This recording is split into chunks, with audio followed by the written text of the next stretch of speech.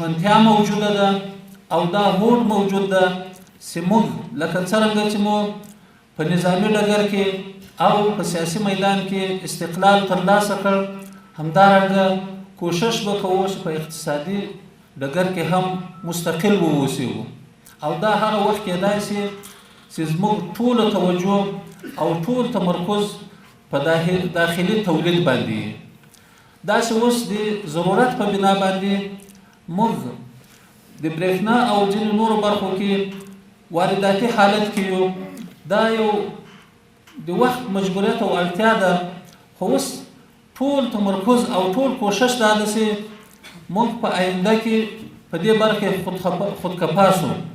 که چېرته موږ د برېښنا په برخه کې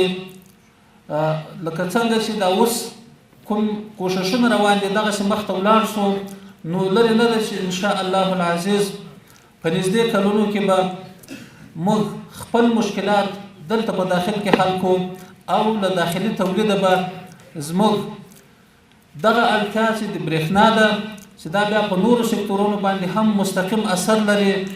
مثلا د موږ صنعت له برېښنا سره تړلی ده، که برېښنا د موږ زیاته سي زموږ صنعت وده ورسره کوي او زموږ هیواد به په یو صنعتي هیواد باندې بدلیږي چې دا د اقتصادي خودکفایي په لور باندې یو مهم قدم بلل کیږي او یو مهمه اړتیا د اقتصادي خپلواکۍ لپاره بلل کیږي. نو بیا به ان شاء الله العزیز موږ اقتصاد په پښو سره درېږي، موږ صنعت په پښو درېږي، موږ زراعت په پښو درېږي